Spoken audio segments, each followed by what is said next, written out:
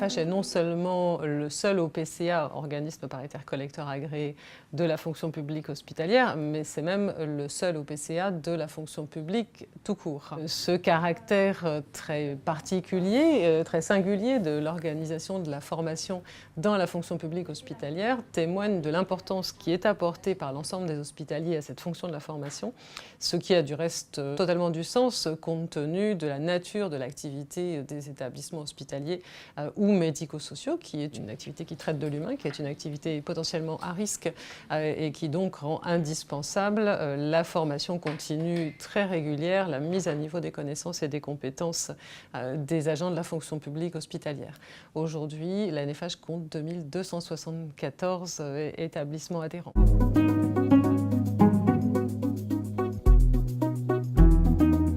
Un des principes essentiels de fonctionnement de notre association, c'est le paritarisme. Ça veut dire qu'il y a un nombre de voix équivalentes entre la Fédération hospitalière de France et l'ensemble des organisations syndicales. Précisément, qu'est-ce qu'apporte ce fonctionnement? C'est d'abord une responsabilité des acteurs qui siègent dans toutes les instances, qu'elles soient de l'Assemblée générale à toutes les instances nationales, régionales, jusqu'au groupe de travail, avec le pari de faire en sorte que toutes les décisions soient prises d'une manière au mieux consensuelle, avec des compromis sur le champ de la formation.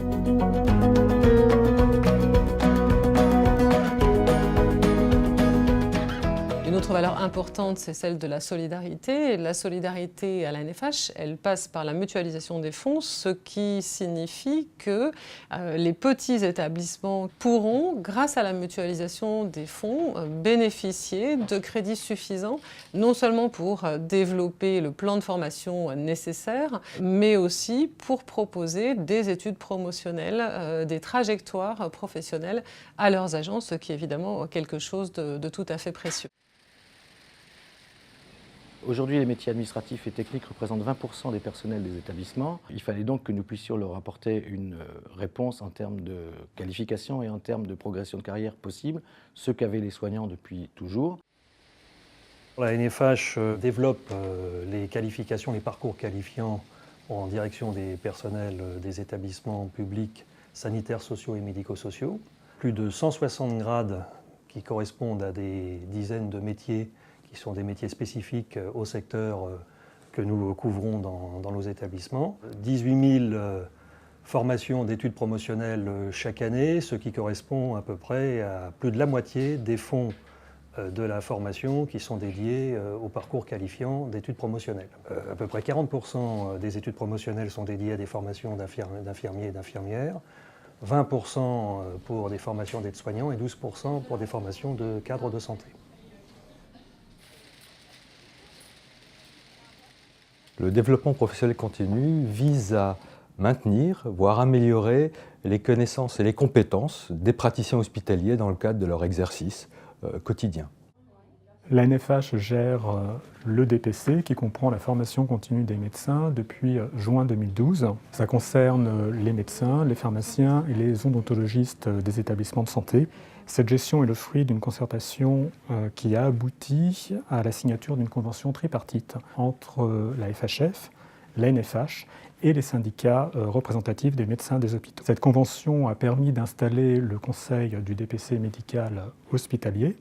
Ce conseil est une instance nationale paritaire dont l'un des objectifs est de gérer les fonds qui sont dédiés au DPC et gérés par la NFH.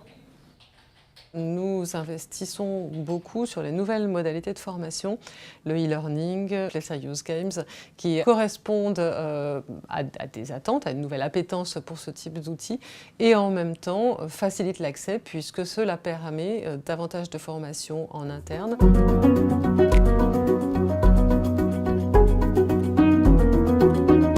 Nous déployons un logiciel qui est bien connu à présent, qui est le logiciel GESForm, qui équipe aujourd'hui la quasi-totalité de nos établissements adhérents, qui permet à la fois de gérer son plan de formation, mais aussi de gérer un certain nombre de fonctionnalités spécifiques, telles que la gestion prévisionnelle des métiers et compétences.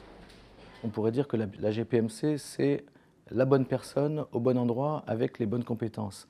C'est assez simple, mais c'est une manière de dire que chaque professionnel à son poste de travail, qu'il soit soignant, non soignant, doit être outillé des meilleures compétences pour rendre le meilleur service aux usagers. La proximité, ça a du sens pour les établissements, ça a du sens pour les agents de la fonction publique hospitalière.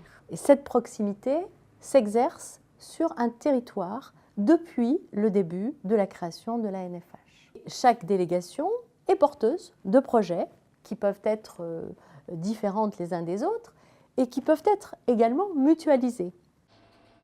La délégation anime un réseau de responsables de formation de manière à ce que ce lien de proximité existe à la fois pour déployer les actions de la NFH et également faire remonter les besoins qui sont identifiés dans les établissements.